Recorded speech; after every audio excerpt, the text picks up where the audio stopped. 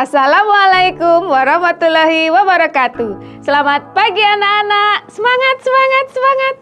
Hari ini kita berjumpa kembali dalam materi tema 8, daerah tempat tinggalku. Subtema 2, keunikan daerah tempat tinggalku, pembelajaran yang ketiga. Anak-anak, sebelum kita mulai pembelajaran hari ini, kita berdoa bersama menurut keyakinan masing-masing. Berdoa mulai. Berdoa selesai. Semoga anak-anakku semua dalam keadaan sehat dan selalu dalam lindungan Allah Subhanahu wa Ta'ala. Baiklah anak-anak, jangan lupa untuk selalu melaksanakan protokol kesehatan, memakai masker, cuci tangan dengan sabun, dan laksanakan social distancing dimanapun kalian berada. Tujuan pembelajaran pada hari ini adalah dengan kegiatan mengamati gambar kegiatan ekonomi, siswa dapat mengidentifikasi kegiatan ekonomi meliputi produsen, distributor, dan konsumen. Kedua, dengan kegiatan mengamati gambar anak-anak yang sedang berdiskusi, siswa dapat mengemukakan pendapatnya tentang keberagaman karakteristik individu dalam kehidupan sehari-hari. Ketiga, dengan kegiatan menemukan jawaban soal, siswa dapat menuliskan tokoh-tokoh pada teks cerita fiksi. Kita mulai pembelajaran hari ini. Hari itu dilihat di gambar, Dayu dan teman-teman berdiskusi mengenai berbagai pekerjaan sesuai lingkungan tempat tinggalnya. Mereka juga berdiskusi mengenai pekerjaan yang berkaitan dengan kegiatan ekonomi. Dayu bercerita bahwa dia dan ayahnya pernah berbincang dengan seorang bapak yang pekerjaannya menjadi badut. Bapak itu bernama Pak Andi, bekerja di sebuah mall dari pukul 15 waktu Indonesia bagian Barat sampai pukul 21 waktu Indonesia bagian Barat. Pagi hari, Pak Andi menjadi badut di sebuah taman bermain yang letaknya tidak jauh dari mall. Sampai akhirnya pembicaraan Dayu, ayah Dayu, dan Pak Andi berlanjut dengan bertukar alamat. Ternyata tempat tinggal Pak Andi tidak jauh dari mall yang Dayu kunjungi. Coba kalian perhatikan gambar berikut. Pekerjaan sebagai badut banyak kita jumpai di kota. Iya, menjadi badut merupakan salah satu pekerjaan jasa. Apa contoh pekerjaan lain yang saling berkaitan dalam kegiatan ekonomi? Mari kita cari tahu. Lihat gambar-gambar berikut. Yang pertama ada gambar produksi buku. Kemudian ada gambar distribusi dan konsumsi buku. Nah, ingatkah kalian kegiatan ekonomi? Kegiatan ekonomi terdiri atas produksi, distribusi, dan konsumsi. Baiklah, jawablah pertanyaan-pertanyaan berikut. Yang pertama, apakah yang dimaksud produksi dan produsen? Dijawab. Kedua, apakah yang dimaksud dengan distribusi dan distributor? Ketiga, apakah yang dimaksud dengan konsumsi dan konsumen? Yang keempat, apa kegiatan penduduk pada gambar rubrik Ayo mengamati? Kelima, dalam memproduksi buku, seorang produsen melibatkan banyak pekerja. Di antaranya ada penulis buku, ada yang menata isi buku, ada yang menggambar isi buku, ada yang mencetak, ada yang menjilid, ada yang menata buku dalam kardus, ada sopir yang mengantar ke toko-toko buku, dan lain sebagainya. Nah, pilih salah satu di antara pekerja yang ada pada produksi buku. Kemudian, cari tahu syarat menjadi pekerja sesuai pilihanmu dan dituliskan pada kolom berikut. Ada berapa pertanyaan anak-anak tadi? Ada 5 pertanyaan yang harus dijawab. Semuanya sudah pernah diterangkan mengenai kegiatan ekonomi yang terdiri dari produksi, distribusi, dan konsumsi. Apa itu produksi? Sudah pernah dijelaskan. Distribusi, produsen, distributor. Sudah saya anak-anak, tuliskan jawabanmu dalam buku, foto, dan kirimkan kepada Bapak Ibu guru. Kita lanjutkan, kita baca bersama. Buku merupakan sumber ilmu. Sebagai pelajar, tentu kamu sangat membutuhkan buku untuk membuka cakrawala. Berbicara mengenai pelajar, tahukah kamu kota yang mendapatkan julukan kota pelajar? Ya betul, yaitu kota Yogyakarta dengan banyak keunikan. Pada pembelajaran 2, kalian sudah mengetahui keunikan Yogyakarta. Di antaranya dilihat dari tempat wisata, transportasi, dan adat istiadat berupa upacara adat. Tidak hanya itu, kota Yogyakarta juga memiliki keunikan di bidang pendidikan. Banyak sekolah dari tingkat dasar hingga perguruan tinggi di kota Yogyakarta. Oleh karena itu, banyak orang dari daerah lain, bahkan dari mancanegara, datang ke Yogyakarta untuk belajar. Tahukah kamu perguruan tinggi di Yogyakarta yang sangat terkenal? Perguruan tinggi itu adalah Universitas Gadjah Mada yang disingkat UGM. Selain UGM, masih banyak lagi perguruan tinggi di Yogyakarta seperti Universitas Negeri Yogyakarta, Universitas Ahmad Dahlan, dan Universitas Muhammadiyah Yogyakarta. Karena banyaknya perguruan tinggi di Yogyakarta, banyak orang yang bekerja sebagai dosen atau guru. Kota Yogyakarta mendapat julukan kota pelajar. Bagaimanakah karakteristik pelajar di kota Yogyakarta? Saat ini daerah Yogyakarta sudah dihuni banyak suku bangsa di Indonesia seperti suku Jawa, Sunda, Batak, serta etnis Tionghoa. Oleh karena itu, karakteristik pelajar yang ada di Yogyakarta beragam. Di sekolah, setiap pelajar harus bisa menghormati keragaman karakteristik, diantaranya mau berteman dengan anak dari daerah lain tanpa memandang agama maupun sukunya. Begitu juga saat di lingkungan tempat tinggal. Para pelajar dari berbagai daerah yang tinggal di satu lingkungan harus hidup rukun. Manusia harus hidup rukun di tengah-tengah perbedaan. Perbedaan adalah karunia Tuhan. Perbedaan merupakan sarana untuk saling mengenal. Sebagai contoh, pada saat di lingkungan tempat tinggal mengadakan kerja bakti, membersihkan lingkungan, para pelajar dari berbagai daerah itu pun ikut serta dalam kerja bakti. Bagaimana dengan kegiatan kalian di lingkungan? Semoga kalian selalu untuk menghormati dan menghargai keberagaman yang ada.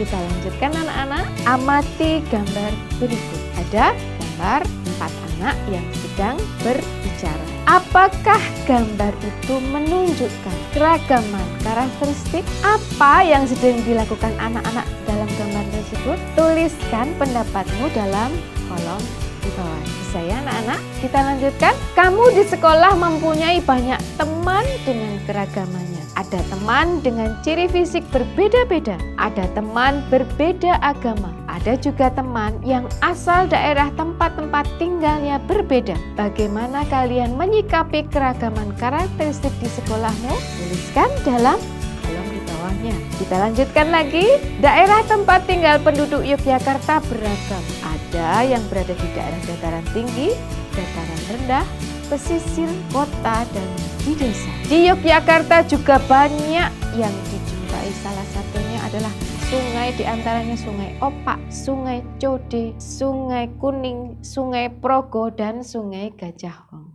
Salah satu sungai di Yogyakarta yang memiliki cerita legenda adalah Sungai Gajah Wong. Penduduk Yogyakarta sering menyebut sungai dengan kali. Kali Gajah Wong adalah sebuah kali yang terletak di tengah-tengah kota kecamatan Kota Gede. Panjang kali ini tidak lebih dari 20 km. Pada abad ke-17, kali ini merupakan kali yang kecil. Masyarakat di daerah tersebut menyebutnya dengan kalen, yang artinya kali kecil. Dan kebetulan airnya pun hanya gemericik mengalir sedikit sekali. Baiklah, sekarang kita baca bersama sebuah cerita yang berjudul Kali Gajah Wong. Mengapa sampai dinamakan dengan Kali Gajah Wong? Kita baca bersama anak-anak. Hari itu Ki Sopowiro bersiul riang. Seperti biasa, ia akan memandikan gajah milik junjungan Sultan Agung Raja Kerajaan Mataram. Dengan hati-hati, Ki Sopowiro menuntun gajah yang dinamai Kyai Dwi Ponggo itu. Mereka berjalan ke sungai yang terletak di dekat Keraton Mataram. Mulailah ia memandikan gajah yang berasal dari negeri Siam itu.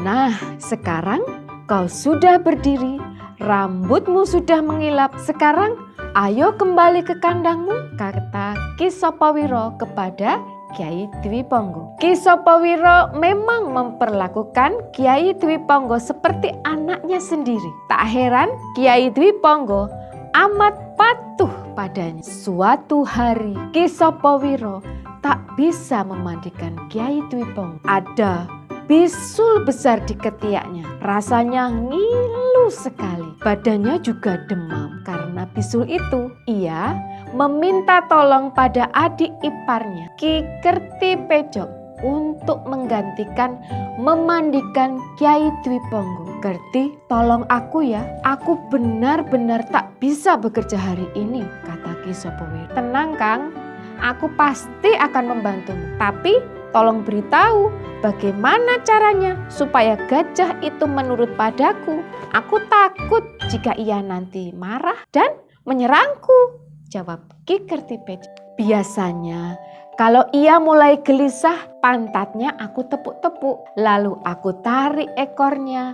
Nanti ia akan kembali tenang dan berendam sendiri di sungai. Kau tinggal memandikannya, jelas Ki Sopowiro. Ki Kerti Pejok mengangguk-angguk, tanda mengerti. Ia lalu berangkat ke sungai untuk memandikan Kyai Dwi Ponggo. Sepanjang perjalanan, Ki Kerti Pejok mengajak Kyai Dwi Ponggo mengobrol. Ia juga membawa buah-buahan segar sebagai bekal dalam perjalanan. Gajah gendut, kau mau makan kelapa? Tanyanya sambil melemparkan sebutir kelapa pada Kyai Dwi Ponggo. Kyai Dwi Ponggo menangkap kelapa itu dengan belalainya. Dengan mudah ia memecah kelapa itu dan memakannya. Sekarang kau sudah kenyang kan? Ayo jalan lagi, kata Ki Kerti Pejok sambil memukul pantat Kyai Dwi Ponggo. Sesampainya di sungai, Ki Kerti Pejok melaksanakan tugasnya dengan mudah. Digosoknya seluruh bagian tubuh Kyai Dwi Ponggo dengan bersih dan berkilap. Setelah itu mereka pulang ke Keraton Mataram. Kang, hari ini aku sudah melaksanakan tugasku dengan baik. Apa besok Kakang masih memerlukan bantuanku? Tanya Ki Kerti Pejok pada Ki Sopowiro. Jika kau tak keberatan, maukah kau memandikannya sekali lagi? Aku masih demam, sedangkan gajah itu harus dimandikan setiap hari, jawab Ki Sopowiro. Baik Kang, aku tidak keberatan. Toh gajah itu sangat penurut, jadi aku tak kesulitan saat memandikannya, kata Ki Kerti Pejok. Keesokan harinya, Ki Kerti Pejok menjemput Kyai Dwi Ponggo. Pagi itu hujan turun rintik-rintik, tapi sepertinya tak akan bertambah deras. Di sungai, Ki Kerti Pejok bimbang karena dilihatnya air sungai sedang surut. Wah, airnya dangkal sekali. Mana bisa gajah ini berendam? Aku sendiri saja tak bisa, apalagi gajah yang besar, pikirnya dalam hati. Gajah gendut, kita cari sungai yang lain saja. Sungai ini dangkal, kau tak akan bisa berendam di sini. Ki Kerti Pejok menuntun Kyai Dwi Ponggo ke hilir sungai. Di situ air tampak tinggi dan aliran juga cukup deras. Nah, di sini sepertinya lebih asik. Ayo sana masuk, berendamlah. Aku akan menggosok punggungmu dengan daun kelapa ini, kata Ki Kerti Pejok sambil memukul pantat Kyai Dwi Ponggo. Sambil memandikan Kyai Dwi Ponggo, Ki Kerti Pejok berpikir dalam hati, sebaiknya aku beritahu Kakang untuk memandikan gajahnya di sini. Di sini airnya lebih dalam, arusnya juga cukup deras. Aneh, kok selama ini Kanjeng Sultan Agung tak tahu keberadaan sungai ini ya? Saat ia sibuk berbicara sendiri, tiba-tiba dari arah hulu datanglah banjir bandang yang sangat besar. Banjir itu datang dengan sangat cepat. Ki Kerti Pejok dan Kyai Dwi Ponggo bahkan bahkan tak menyadarinya. Dalam sekejap mereka terhempas dan terbawa arus. Tolong, tolong, teriak Ki Kirti Bejo. Tapi tak ada yang mendengar. Sungguh menyedihkan nasib Ki Kirti Bejo dan Kiai Tibong. Mereka terseret arus dan hanyut sampai ke Laut Selatan. Sungguh sangat disayangkan mereka binasa dalam keganasan banjir bandang itu. Ki Kirti Bejo tak tahu bahwa selama ini Sultan Agung memang melarang pada abdinya memandikan gajah di hilir sungai karena ia tahu bahaya bisa datang sewaktu-waktu di sana. Ki Sopo Wiro berduka. Ia sangat sedih karena kehilangan adik ipar dan gajah kesayangan. Untuk mengenang kejadian itu, Sultan Agung menamakan sungai itu Kali Gajah Wong. Kali berarti sungai, Gajah Wong berarti gajah dan orang. Kali Gajah Wong ini terletak di sebelah timur kota Yogyakarta. Bagaimana ceritanya anak-anakku? Menarik bukan? Kalian jadi tahu mengapa kali atau sungai yang ada di kota Yogyakarta itu disebut dengan Kali Gajah Wong. Baiklah, kalau masih kurang jelas, silahkan dibaca sendiri kembali cerita tadi. Kemudian kalian menjawab pertanyaan berdasarkan cerita tadi. Yang pertama, siapa saja tokoh pada cerita tadi? Dan yang kedua, adakah tokoh antagonis dan protagonis pada cerita itu? Dan siapakah tokoh itu? Bisa ya anak-anak, pada minggu sebelumnya kalian sudah belajar tentang tokoh dalam sebuah cerita. Pelajaran hari ini sudah selesai. Apa saja yang sudah kita pelajari hari ini? Yang pertama, dengan kegiatan mengamati gambar kegiatan ekonomi, kalian sudah dapat mengidentifikasi kegiatan ekonomi meliputi produsen, distributor, dan konsumen. Kedua, dengan kegiatan mengamati gambar anak-anak yang sedang berdiskusi, kalian dapat mengemukakan pendapat tentang keberagaman karakteristik. Yang ketiga, dengan kegiatan menemukan jawaban soal dari sebuah cerita, kalian dapat menuliskan tokoh-tokoh pada teks cerita fiksi. Baiklah, besok kita akan belajar tema 8, daerah tempat tinggalku, subtema 2, keunikan daerah tempat tinggalku, pembelajaran yang keempat. Anak-anak, jangan lupa untuk selalu melaksanakan protokol kesehatan, makan makanan bergizi, rajin berolahraga. Ibu akhiri, wassalamualaikum warahmatullahi wabarakatuh. Sampai jumpa pembelajaran berikutnya.